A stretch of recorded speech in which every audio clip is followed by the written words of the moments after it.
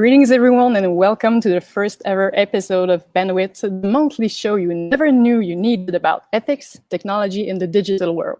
If this is a niche and not for you, we may add some macrame and cactus-growing techniques at the mix in some point, so stay tuned. I'm Gabrielle Yonivero, and I'm thrilled to be your bioethical host today, and for the whole season with my poor English skills and my supply of bad jokes. But fear not, friend. One episode out of two will actually take place in French, and then your ears won't suffer as much as they probably do right now. I can't make promises about the joke, though, because this show is bilingual, too. It has an equivalent in French, so the name is Bande Pensante, and I'm pretty proud to make puns in the two official languages of Canada. A bit about me before we start. I'm a master's degree student in bioethics at the School of Public Health of University of Montreal. And you may wonder, how does bioethics, which deals with breathing, living things, have anything to do with the digital technology? Well, what I'm actually doing is creating a conceptual framework through which we can observe and comprehend the impact of the digital world on the health and well-being of humans. And of course, we really love public outreach and communication, hence this show, which is made possible thanks to the support of OBVIA and its Ethics, Governance, and Democracy Axis, who are themselves supported by les Fonds de Recherche du Québec. It may seem like I'm alone, but I have actually support from an invisible friend who works behind the scene or screen. It's Dennis Luchician, who's working to make the show look so good and contributes a lot to the content in between episodes. And despite his hard work and talent, sadly, Dennis comforted to me before we started that he cannot fix my humor problem nor my English pronunciation. So despite this, I'm grateful for his presence, and thank you again, Dennis, for being there.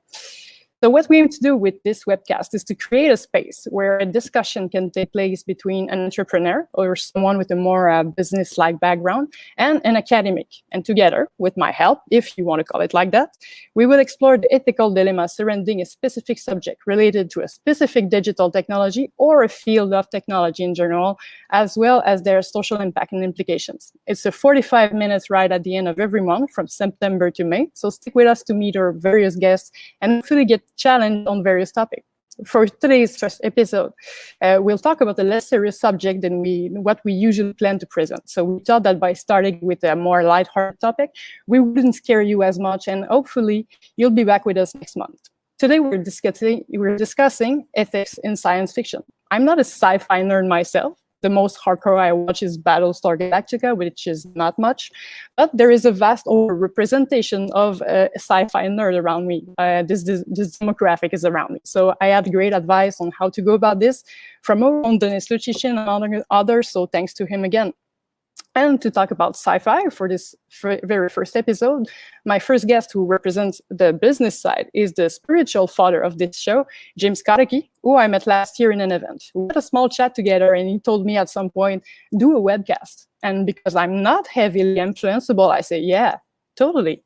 And our second guest who represents the academic side, my supervisor at the School of Public Health, Bryn Williams Jones, who I hope doesn't grade my webcast performance too harshly. So let's have them on screen so they can introduce themselves way better than I ever could. Welcome, James and Bryn, and thank you so much for accepting this invitation.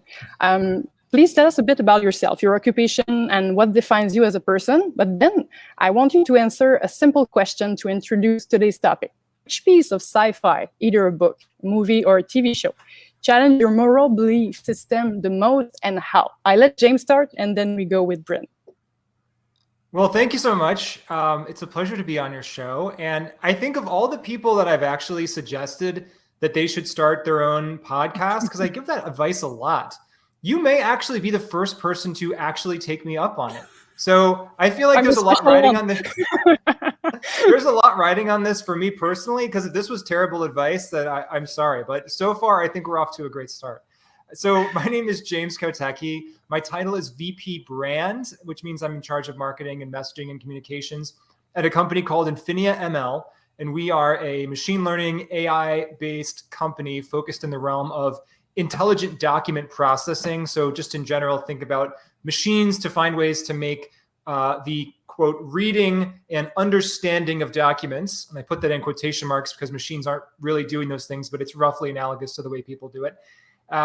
in business processes. How do we make those more efficient? How do we make those processes more insightful for folks in healthcare, legal, compliance, customer support? Anytime there's a human being dealing with a document, we might be able to add some extra efficiency or insight into that process, which is, of course, most knowledge work jobs. So that's me, that's Infinia ML. And the question, I think, is which piece of sci-fi most kind of shook my ethical foundations? Is that right?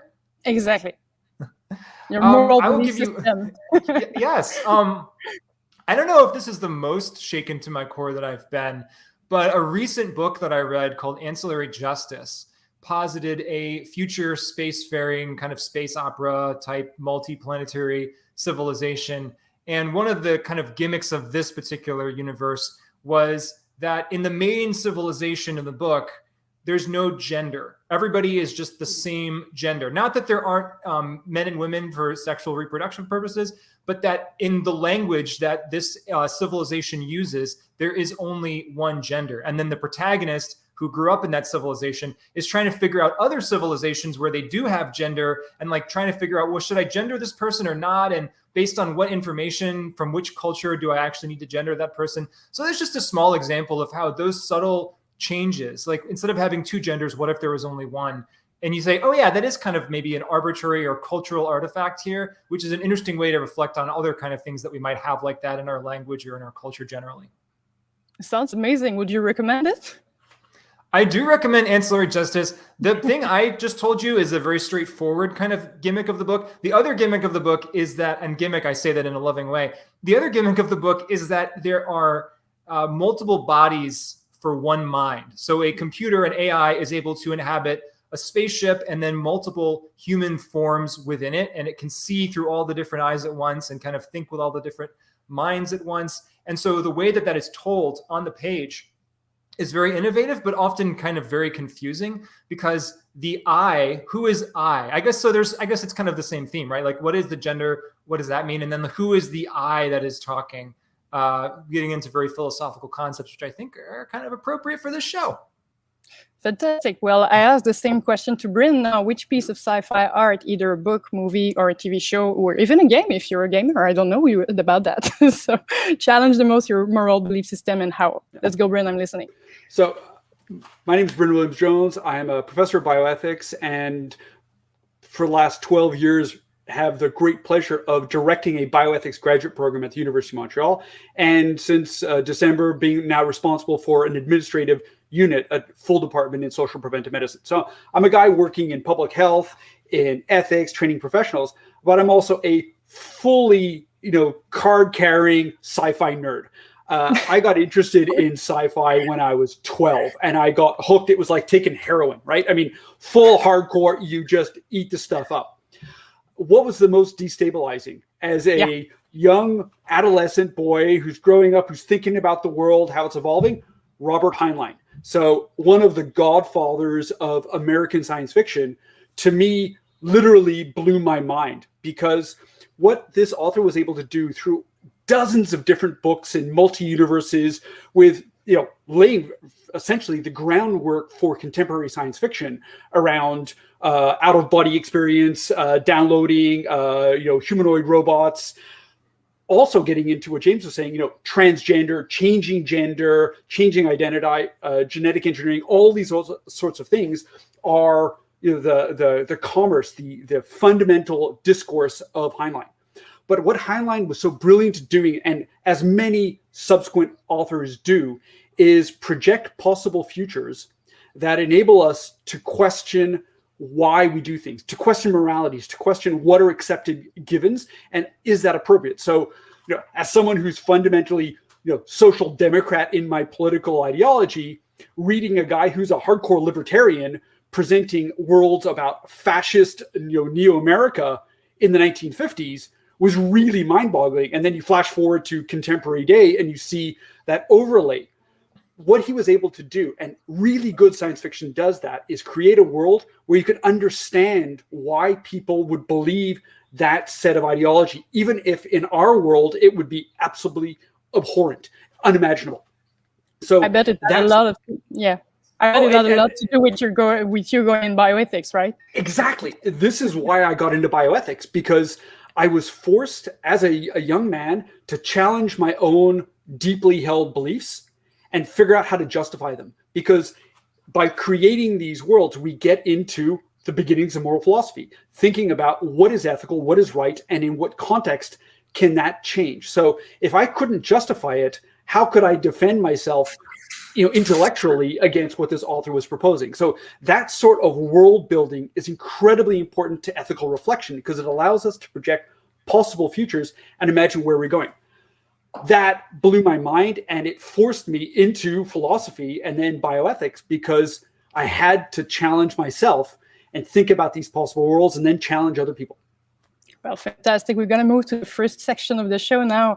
It's called the Hello World section. It's an icebreaker segment. So we're going to start with this exercise, and this is something we're going to do at the beginning of every show.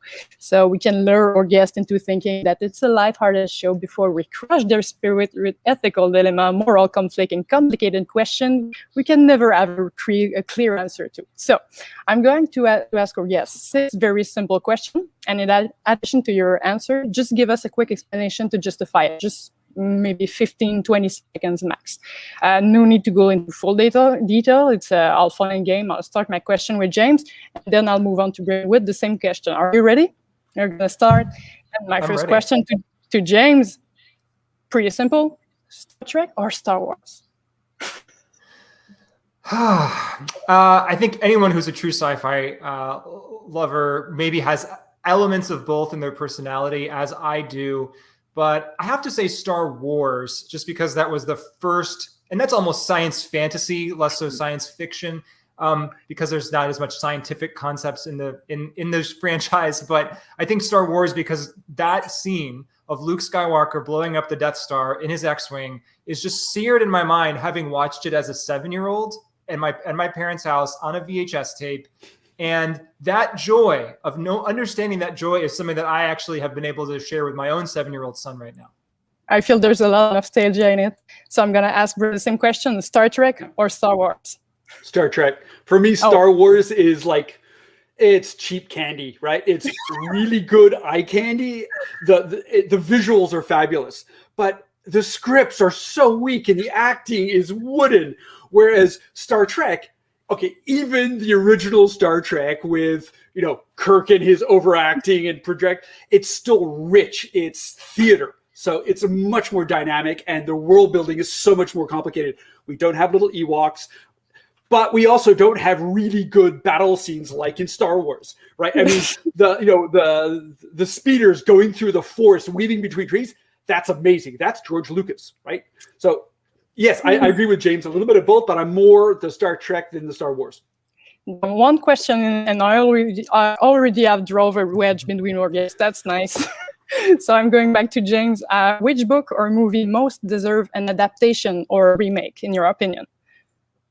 Oh, I saw this fantastic, I'm going to cheat a little bit and answer video game, because I saw this fantastic YouTube video where they were positing how they would make a Mass Effect movie. So Mass Effect is this amazing role-playing game. If your viewers haven't seen it or played it, I think all 3 of the games came out in the last 10 years, and I think they've recently released a version which is all 3 games together. The choices that you make, the aliens that you befriend or decide to kill, all the moral choices that you make from an ethical perspective, all of them compile throughout the game to have very different endings and very different results and consequences. And there's so much great stuff about AI and the indifference of the universe and the unimportance of humans, or are they truly unimportant? All those questions are asked, and it's fantastic action, fantastic visuals, amazing characters. Mass Effect. Oh, great. Wait, correct me if I'm wrong, but I think in Mass Effect, there's a lot of ethical dilemma to play with. I think maybe Bryn, you should try and play that game someday. Same question for Bryn. Which book or movie most deserve an adaptation or remake, or even a game? Maybe. I don't know if you're a gamer. I'm not a gamer. I'm absolutely useless. I'll leave that to my 10-year-old, which is his thing. I think there's so many bad sci-fi films that they could be doing, good remakes. I'm really, really hopeful for Dune, the new version. This looks good. Going back to Heinlein, Starship Troopers. Starship Troopers was the beginning of military hard SF. The film was garbage. It was so bad, right? They just come out looking like fascist giant monsters, and it missed 90% of the content of the book. Take that book, redo it. But there's so many other ones that could have been done really well. And then all genres that are absent, all the stuff by William Gibson, right? That hard AI type mental stuff, because what we currently, Ghost in the Machine, right? I mean, there's so many bad AI movies. We need some good ones. Blasphemy. Start with William Gibson. I love Starship Trooper, in my opinion. That's just, I'm sorry. Don't drop me as a student now. So second question, basically the same, but a bit different. Which book or movie absolutely should not get its adaptation or remake? Like, stay like that. You should not touch this. This is a classic. Don't touch it. So what do you say? James first. Man, I always got to go first on these, huh? The first thing that comes to mind is The Wizard of Oz, which is not exactly science fiction, but it just seems like a dumb movie to remake because they made it perfectly the first time. They also keep making Willy Wonka movies, and I don't understand that because they got that right the first time as well. I have one. It's pseudo sci-fi because it's Christopher Nolan dealing with time, as he so often does in many of his films, Interstellar, Inception. The first film from Christopher Nolan that I saw that kind of starts to edge into this a little bit is called Memento, which is about a man who has short-term memory problems and can't remember anything past the past 7 minutes prior. That to me I think that was made about 20 years ago. It still holds up perfectly today. It's a near perfect film. They shouldn't touch that either.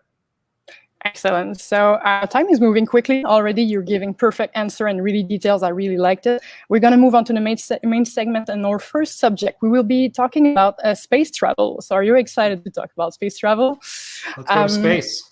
So let's go to space right now. So my question for you is, space travel is, of course, a bit of sci-fi theme. Through an array of books and movie, we follow the adventure of various crews going into space for different reasons. Some went for research, like the Enterprise team in Star Trek we talked about, or for military purpose, like the absolutely crazy movie Starship Trooper we just talked about too, thanks to you. And we even saw a human civilization living their space citizen life because the Earth is inhabitable. Like in WALL-E, the most dystopian movie I ever saw. Don't let the cartoon and the cute robot fool you into that. This is dystopian. So now, back to reality. The last NASA mission was 10 years ago. Space is now taken over by billionaires like Richard Branson, Jeffrey Bezos, and Elon Musk, who just recently sent tourists there. They already have or are planning to visit space and make it a profitable endeavor. So also, there's the Donald Trump presidency, formalized the creation of the United States Space Force, the Air Force military branch that ensure a U.S. presence in space. Now, my question to you first. To whom does the space belong and why? Is it the citizen, the military, the scientific, the tourist industry, or a mix of those? What do you think? I start with James. There's a great quote that I remember from college. It was, I think, the writer Thucydides, who's writing about the Peloponnesian War. And the quote is something like, right is only a question between equals in power, but the strong do what they will and the weak do what they must. So the unfortunate blunt answer to this is that space belongs to whomever is able to control it using military force, or those who are able to claim it and nobody wants to make a military move against them for whatever reason, which is probably all the private companies right now. Space is also pretty huge, right? It's a pretty huge concept. So there's probably, at least for now, enough space for everybody if they're willing to go out far enough. That's great. Bryn, do you want to answer as well? To whom does the space belong to and why? I think James hit it. It's about who grabs it. So what we're seeing, and again, I'm going to come back to Heinlein. This is 1950s, The Man Who Sold the Moon. J.J. Harriman. It looks like in 1950 he was predicting Elon Musk, because it's this idea that the entrepreneurs take over from where the companies. The companies take over from the governments because the governments don't have the means and they're too risk averse. So those companies who are willing to take risks go out, they lay claim to the moon, they lay claim to other things. The nations will try and control it, but it's inevitably going to be the big companies because they're going to invest the money. The countries eventually stop doing that. I think what we're going to see is we're already starting to see it, a race towards mining asteroids, first colonies. It's going to get pushed by private sector. There's some upsides to that, but then the downside is, do we just then reinforce a model where citizens are part of states that no longer have any powers because the companies like the GAFAs now control what it actually means to be a citizen. And if that becomes the public space, we see the same problem with the oceans. I think we'll just translate that into outer space. And can I just add to that, it's interesting to me that there's not really a clear narrative. As you said, who does space belong to? There's not a clear kind of cultural narrative about that yet. Mm-hmm. So when we talk about I'm in the United States, so like who does America belong to? Who does North America belong to? Well, you can say it belongs to governments, it belongs to individual free people who are property owners, it belongs to the natives who were originally here before Western European settlers came over and took their lands from them by more or less scrupulous means. Those are all narratives that we have in our culture and we have debates over. I think as far as like who does space belong to, it's so nascent that we as humans have actually even tried to go there, let alone tried to go there as private companies, which is brand new, that we don't have any kind of cultural narratives really, or cultural lines around which this debate is even happening yet. And resource scarcity is probably what would force those debates to happen. So as we see the first billionaire grab an asteroid and become a trillionaire because of the resources, and we see them harvesting all the water on Mars and no one else can get any of the water on Mars, we're probably going to start to see some of those narratives come into our culture. And then do we add in the clear science fiction examples of going out, taking this, and the large companies with their private militaries using both economic and military power to control natural resources, and nation states become secondary players in that game.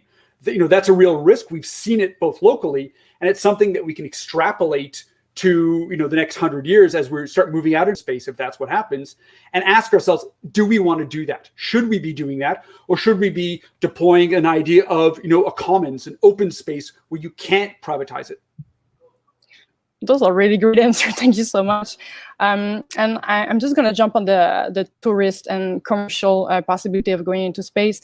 Is it bad, in your opinion, that in order to be accessible, space has to be tied to commercial activity? Let's think about SpaceX, who wants to send thousands of satellites, and that could pose a problem for space junk. And they even talk about advertising in space. So should one company have the right to send up so many satellites?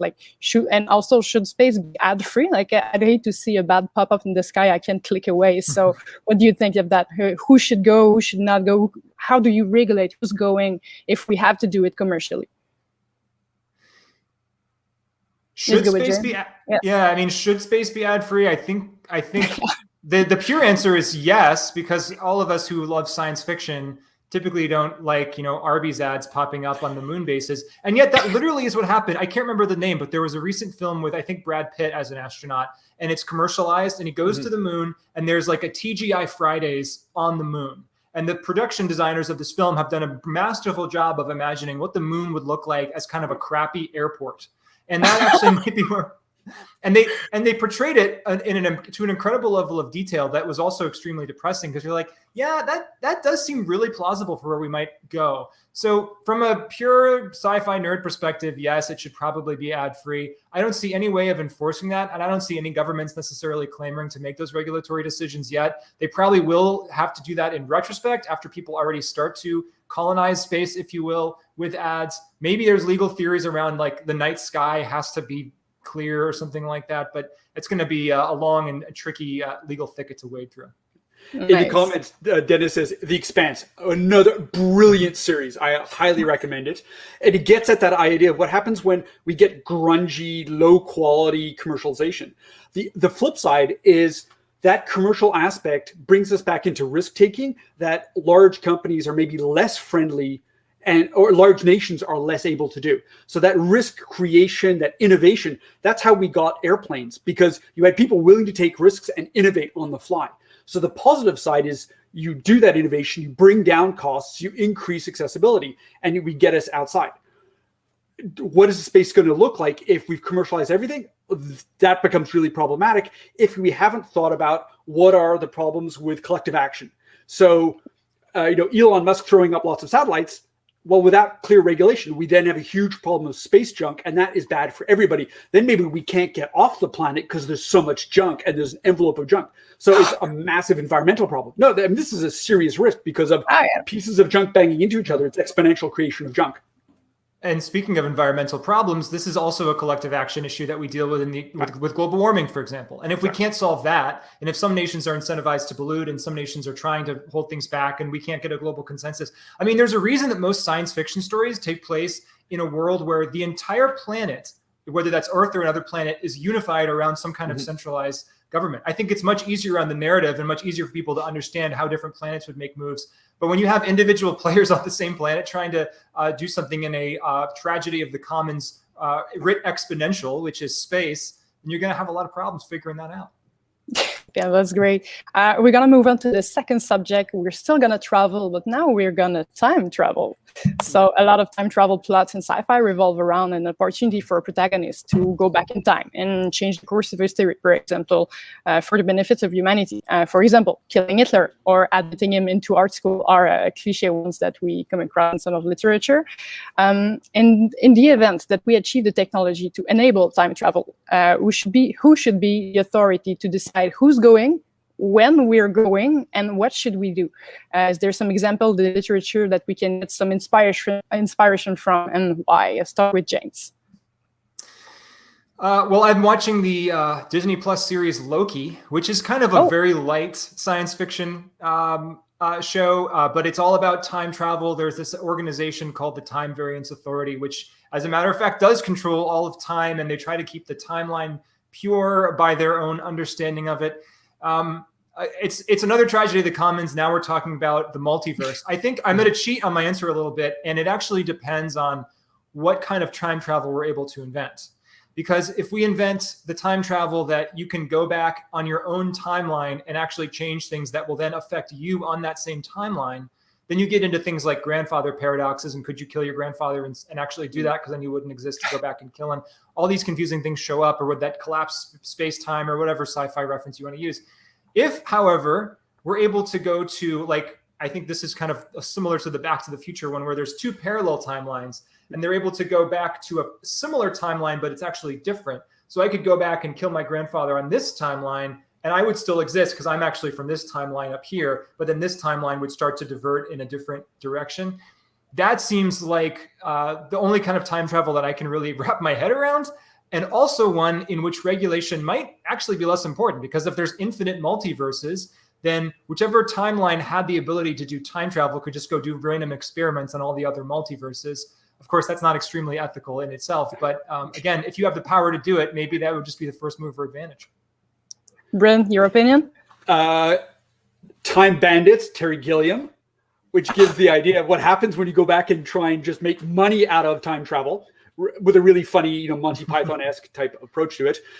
So that's one way of thinking about it. The other is the ethical responsibility. And maybe this is where AI fits in. How do you have the information necessary to know the possible ramifications of changes in time when you're going forward and you don't know what those splits may have in terms of impact? So the responsibility of messing with time is enormous and requires a level of reflection that surpasses even many of the science fiction imaginings of AI in terms of capacity.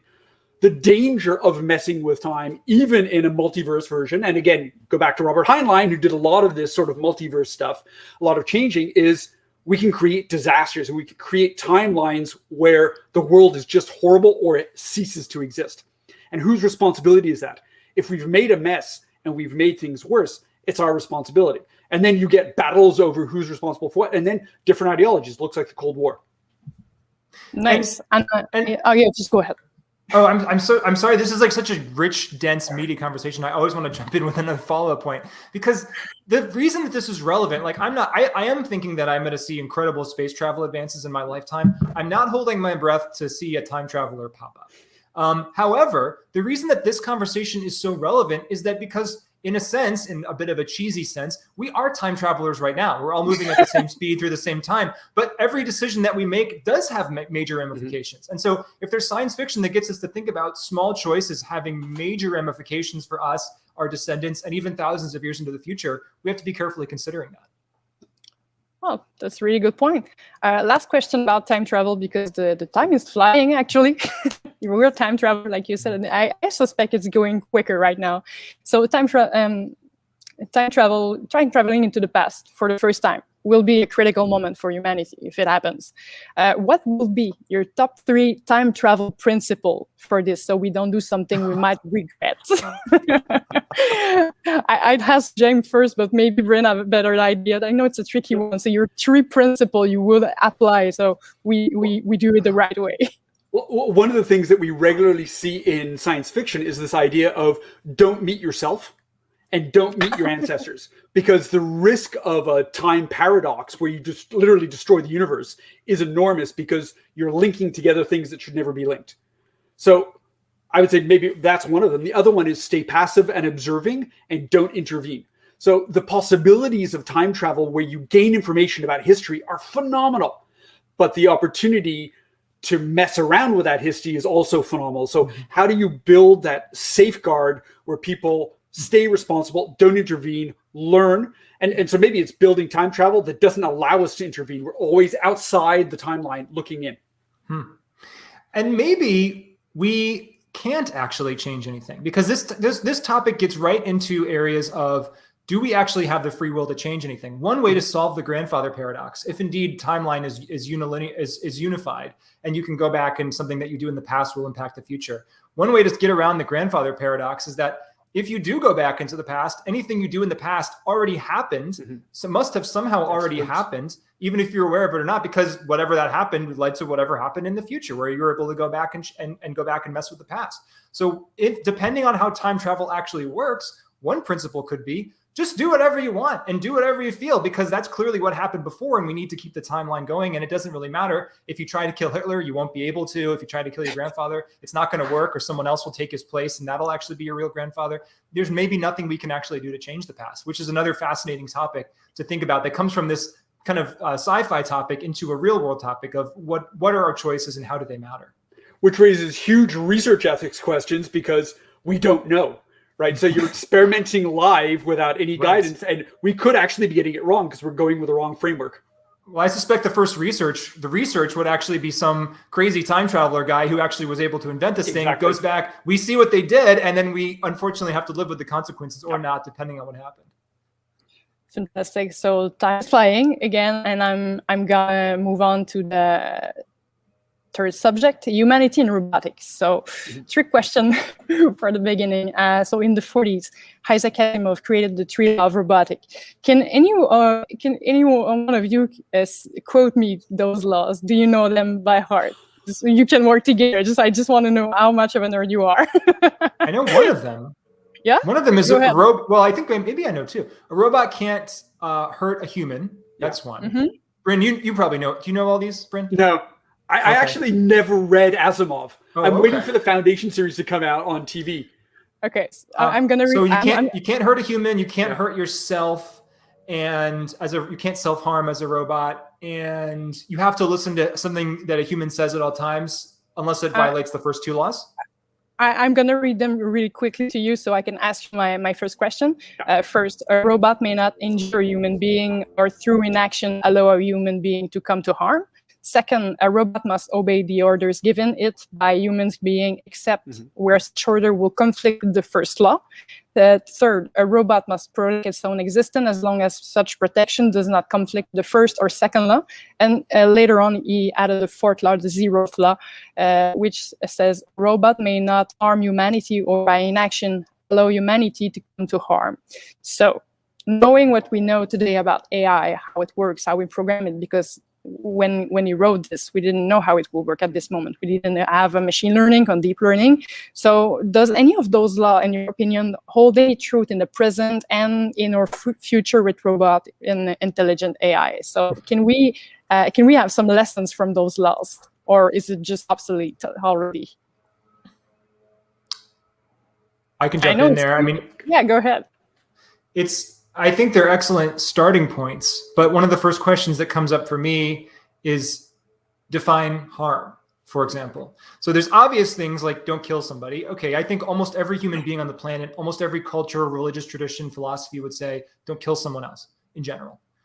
However, once you start getting into more specific things like is it harmful to to see an R-rated film, right? Like you can get into very cultural distinctions between that in terms of different places, different religions, different people within the same culture. So the actual debate around what harm is and what, more importantly, what good is for AI and robots to try and do for us is the real challenge, because humans have to program that in. Like there's eventually at the end of the rainbow, there's a human sitting there who's programming some of their own moral ideas into this. And if it's just the people who are programming the robots and not the broader culture, then you may get fairly idiosyncratic ideas about what good and harm actually mean.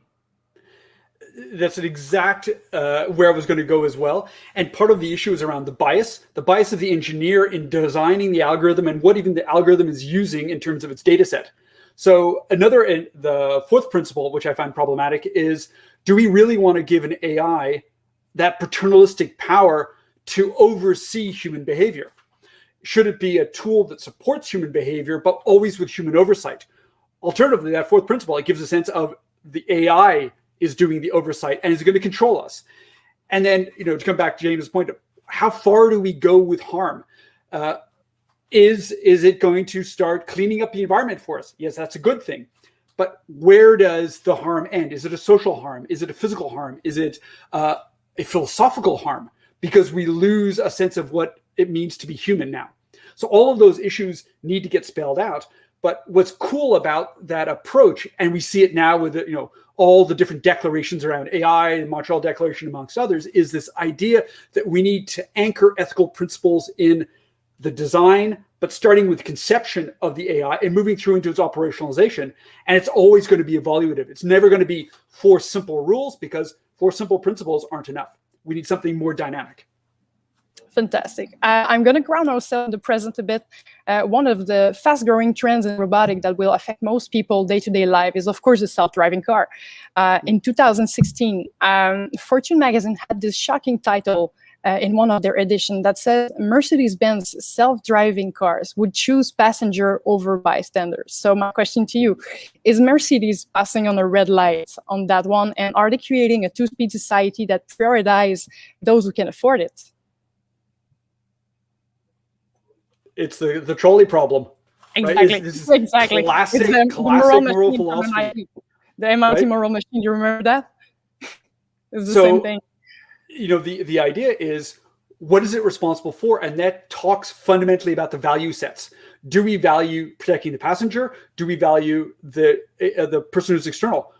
But then go a level further. Why have we made it binary? Why is it one or the other? Surely a coordinated system would be looking out for the entire environment and avoiding accidents. And so would eliminate individual dynamic, because the whole system, all the vehicles, it's not just one vehicle and one passenger and one bystander. It's a dynamic system. But you're thinking about the ethics of the dynamic system, not of an individual choice. Right. And James, your opinion on that modern trolley problem? Oh, we lost you.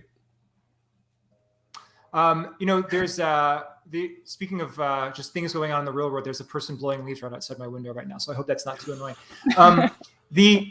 But also in the real world, people have died in these self-driving cars, right? These self-driving cars have crashed and caused real harm to people, real property and image and personal injury. And I believe more than one death. And so if you think about the idea of the trolley problem in the abstract, it might blind you to the reality of, well, why are we even having this conversation if the technology is just not ready yet, right? Exactly. Like it's maybe the technology just kind of isn't ready for prime time yet, or needs to be rethought or re-regulated. Or on the other hand, maybe we're blowing it out of proportion because, of course, as self-driving car proponents will tell you, people die in cars all the time. People make these trolley level decisions all the time as they're behind the wheel themselves. And so this it's a challenge, but it's one that I think the philosophy can. Just like sometimes we were talking, I think before the broadcast, sometimes the sci-fi elements of this can overshadow the real world practical concerns today. And there's a bit of a sleight of hand where people who maybe don't want you to focus on the real world things today will talk about more abstract sci-fi concepts. And it's what's acceptable risk, which is a sliding spectrum. It's unacceptable right now because it's new. But when there are these things everywhere and we're used to it, it becomes an acceptable risk and part of our daily life that we don't even think about. So, and the number of accidents will go up because it's a numbers game. But maybe other accidents will go down because we won't have people drunk driving. Nice. Now, if you allow me, it's time for the double standard question. So we are asking AI and robots to be perfect, and for self-driving cars to have reflexes even sharper than an experienced driver in its prime. So we're aiming for perfection. Yet, like a few days ago, I had to take my car. I was a bit tired, not to a debilitating point, right? But I was a bit off my game, admittedly. But I was legally allowed to drive. So my double standard question is, why do we hold AI and robots to a higher standard of performance than people? Well, speaking as a marketer who talks about AI all the time and the way that people perceive it, I think one reason is science fiction has kind of taught us that robots and machines and sci-fi kind of gleaming futuristic spaceship realities can have that element of perfection. But I think there's also just kind of this idea of the unknown where if you make a bad decision, I may not agree with it, but I can at least understand as a fellow human being kind of where you might have been and how you might have been to make that bad decision. Whereas sometimes these robotic decisions, AI decisions, can be effectively black boxes, or even if they're somewhat explicable, they're just not intuitively understandable to us as human beings. So if there's this unknown, unfamiliar entity making these decisions, we almost want to hold it to a higher standard because we can't relate to it emotionally. So it's the need to have an explanation. It's the need to have an explanation and relate to the person that had an accident, right? Something like that. I think if you dig down, I think some people would rather have an explanation for why more people died than absolutely no explanation for why fewer people died. That's a broad generalization, but I think that is the way some people's brains work. Right. And Bryn, what is your take on that double standard? I think another aspect of that double standard is it's part of the justification. Why bother investing in AI if it isn't going to do things better than we do already? So the raison d'être, the reason for going in this direction is it can do things that we can't do. And hopefully it'll create situations where there's more justice, where there's better behavior, and we take the vulnerable, limited human out of a decision-making situation that's fundamentally dangerous anyway, right? We're all dangerous to different aspects when we're driving, particularly when we're tired. So if you can automate it and eliminate that risk, that may be a good thing. Same thing with other sorts of decision-making. You take out the imperfect by replacing it with something that is more clearly rule-following and more rational than we are, because we're fundamentally emotional. But that rational could be biased. So that's where we have to be careful. And James's point about the black box is so important. If we don't understand how the rules are being made, well, then we may not trust it, even if it actually is good, because we need the confidence to give it that authority. When we lose control of driving and give it to an AI, or we lose control of other decision-making, we have to trust it. Right. You know what? Your abilities to answer those questions so well about robots make me suspicious. So let me just ask you one last question about this. Last question about robotics. So don't worry, it's not too hard. Just to be sure, can you identify all the traffic light in that picture? So can you? I'm sorry. It just is. Well, go ahead. If I was a robot, I would hide it, and I would be so advanced that I would just, I would identify the images perfectly. But once robots get this ability, they might want to hide it from humans for a while, just to kind of let humans continue to feel superior. Well, and you should know that the highly debated philosophical question in the robot world is that they wonder if the metal rod attached to the traffic is part of the traffic light. So food for thought, I guess. So we're going to move on to our last section of the show. Thank you very much. So you remember the Hello World game at the beginning. We had fun, right? Well, that's over because we're now moving on to the conclusion with the Goodbye Cruel game. We're going to ask a tough question with no good answer. And as we're running out of time, you're going to have to give only quick answer without elaborating too much. So treat it as a life or death situation. So are you ready? Ready. I'm starting with James. Let's start teleportation to transport us to the conclusion. So one of the ways teleportation is portrayed in Star Trek is actually more of a 3D scanner and 3D printer. So it's not a transportation of matters, but rather a copy of your body, and then the body is printed somewhere else. Essentially, it means that your original doesn't exist anymore, and you're a copy. So my first question for you, just quick answer, is the copied version still you? It's an easy one. No, absolutely not. And people misunderstand this all the time. It is not you. You should not get into that if you want to live. That was very clear. Bryn? I agree completely, because we see this in Star Trek. You come out as mush because you get a bug in the system, and you come out with an arm sticking out of your head, or just as a pile of mush on the transporter plate. No, thank you. Okay, second question. Considering that the original person is decompiled or disintegrated to death, is it technically murder? Who's the murderer? It's assisted suicide. They've accepted to be dematerialized. Oh, damn. It's a assisted suicide. I like that. James, what do you think? Their entire society is the murderer for creating that entire infrastructure, and then for some reason giving people the belief that it's a good idea to do it. I feel that you're against teleportation. Damn. Okay. It would make commuting easier, though. Sorry, what? It would make commuting much easier. Yes, much easier. Considering that this technology implies that we have a data copy of everybody who got transported, is it wrong that the crew in Star Trek refused to bring back to life somebody who died in a mission, like in a perfect accident? So should we resurrect them, actually?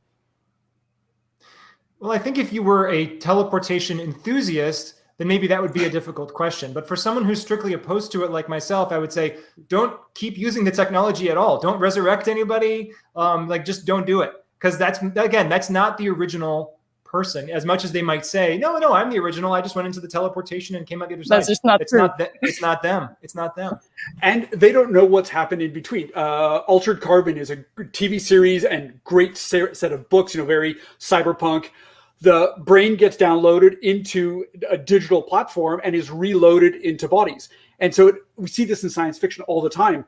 How do you know that you're getting reloaded next week? Maybe it's 100 years from now or 1,000 years from now in some other body, and there's 3 copies of you running around. The moment we digitize, the moment is we lose control of our physicality and our uniqueness. Nice. So if we use teleportation this way, it means we have the means to bring people back to life in general. So in the present, we're talking a lot about the right to die in dignity, and even the right to die when we see it fits. So in this case, it would open the whole can of worms of right to be resuscitated. So what would be your way to regulate this? Who could be resuscitated? Should we do it? Simply, I kind of feel that James is against it, but let's hear him. I don't know. I mean, yes, I'm obviously against it all. However, it is a fascinating question. Like, who has the right to be resurrected? Nobody. Just ban the technology. I foresee, and we see this in numerous science fiction, it's going to be who has as much money and the ability to pay for it. And so you get these worlds where, you can get resurrected because you can afford it. And if you don't, well, you get resurrected in a crappy little pseudo environment that's much less interesting. That's really a horrible world to imagine. And by the way, that's nothing to do with you. So like I have the right to get resurrected. Exactly. Well, the resurrected copy is not me. So I'm not enjoying the benefits of my resurrection. Maybe my family, my descendants, whoever I've been dug up for whoever's amusement, they get to enjoy the benefits of that. So in that sense, it's predatory in a sense. And again, there's actually a technology like this right now where people think that they can reconstitute people's like on a chat function, because you take all the texts and all the social media messages that they might have said throughout their life, and you can basically create a chatbot version of that person and chat with them. And maybe people would want to chat with them to feel better. But I'm like, it's not them. Have you ever seen that episode of Black Mirror where they literally tried to do this? It's not them anymore. It's different. And the only person winning is the corporation who's selling the chatbot. Yes. Fantastic. Well, you did very well answering those really, really tough questions. So this is going to conclude the end of our first episode. So I hope you enjoyed it as much as I did. I want to thank our wonderful guest, James Kotecki and Bryn Williams Jones. You made my job really easy here. So anything, James, you'd like to say to conclude and to say to our audience? Yes. Well, as a marketer and a business person, I have to promote my own show, which if you go to this LinkedIn page, which has popped up here, the Infinia ML LinkedIn page, which I think is probably also linked from this conversation itself next to my name. That is my own company's LinkedIn page. And if you follow that, you can get updates about all the shows that we do where we interview AI leaders, mostly in business. It's 30-minute conversations. It's not as fun as this, I have to say. This is definitely the most fun version of the conversation, but we do our best. Thank you so much. And Bryn, something you'd like to say before leaving? Yeah, great topic. And I think it's a wonderful example of how we can think ethically in a manner that's very engaging and that's fun and that's dynamic. I would encourage anybody who hasn't invested in science fiction to see this genre as a place to project possible futures, to think about in a safe way the difficult questions that face us as individuals and as societies, and experiment. It's so much fun, and it's a great way to do it. It's safe, it allows us to explore possible worlds, and it allows us to then think about the world we actually want to have. Oh, fantastic. Thank you very much for being there. So thanks to our guests. Pleasure. So we'll conclude every show with what we call the deceleration moment. It will be a joke, a pun, or a weird reflection before we part ways until next month. My deceleration moment for you today is this. I sometimes come across on the internet this little funny sentence. The brain is the only organ that gets to give itself a name. But what if poor brain is dyslexic and is in fact called Brian and can't tell us? And I'm sorry for that. Thanks for watching. You know the drill. Follow, like, and subscribe. Be sure to let us know your impression of the show and subject you'd like us to cover, or even a deceleration moment you'd like to share. We'll, of course, credit you for that. Warm thank you again to Dennis Lucician as well, the invisible man who produced and put the show together. We'll see you next month again. Thank you so much, everyone.